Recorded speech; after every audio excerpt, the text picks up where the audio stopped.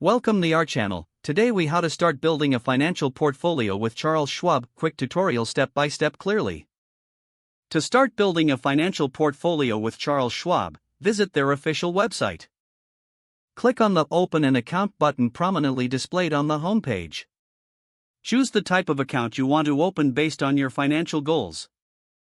For beginners, consider starting with a brokerage account for flexibility. Fill in your personal information as prompted, including your name, address, and social security number. Provide your employment information and financial details, including your income and net worth. Review and agree to the terms and conditions required for account creation. After completing the form, submit your application for review. Once approved, you will receive an email confirming your account setup. Log into your new account using the credentials you just created. Now, navigate to the trade section of the website or app. Explore different investment options available, like stocks, ETFs, and mutual funds. As a beginner, consider using Schwab's research tools to analyze and compare your choices.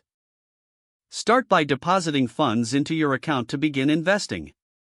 Decide on the allocation of your investments based on your risk tolerance and financial goals. Choose your preferred investment options and make your first trade. Monitor your investments regularly through the Schwab dashboard.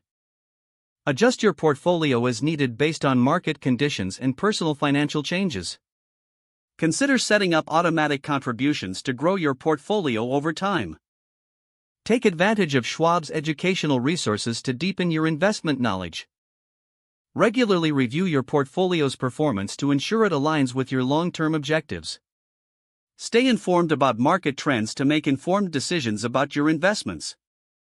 If the page does not load, refresh the browser or try again in a private or incognito window. Make sure you are using the correct email address, then retype it carefully to avoid small typos. If your password is not accepted, use the reset option and create a new strong password you can remember. Check your spam folder for verification or security emails, then complete any requested confirmation steps. Enable two-factor authentication if available to improve account security and reduce unauthorized access risk. After signing in, review your profile details so your contact information and settings are accurate and current. Don't forget to like this video and subscribe to our channel for more step-by-step tech guides.